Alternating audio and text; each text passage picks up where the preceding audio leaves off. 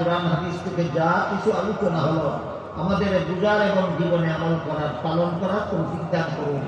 ইয়া আল্লাহ আমাদের হয়তো কোরআন ইসলামী শিক্ষায় শিক্ষিত করুন, আর না হয় অন্তত সমস্ত মুসলমানের অন্তরকে ইসলামী শিক্ষার আলোতে আলোকিত করার তৌফিক দান করুন।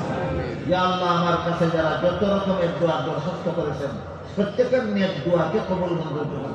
ইয়া আল্লাহ যারা যত আশা নিয়ে হাত উঠাইলাম প্রত্যেকের নেক বাসনাকে কবুল আর মঞ্জুর করুন। ইয়া আল্লাহ যে মাদ্রাসার উদ্যোগে সম্মেলন হলো মাদ্রাসাকে কবুল মঞ্জুর করুন। ইয়া আল্লাহ মাদ্রাসার সমস্ত জরুরিয়াত পুরা করে দিন, মাদ্রাসাকে মন্দিরে মকসুদ পর্যন্ত পৌঁছে দিন। মাদ্রাসার খেদমতে যারা যতভাবে জড়িত সকলের খেদমতকে কবুল মঞ্জুর করুন। ইয়া আল্লাহ মাদ্রাসার সমস্ত শিক্ষার্থীদেরকে ভবিষ্যতের ওয়ারাসাতুল আম্বিয়া বানিয়ে দিন। ইয়া আল্লাহ আমাদের সকলের পক্ষ থেকে লক্ষ লক্ষ কোটি কোটি দুরূদ আর সালাম রাসূল করিম সাল্লাল্লাহু আলাইহি ওয়াসাল্লামের রওজা শরীফে পৌঁছে দিন।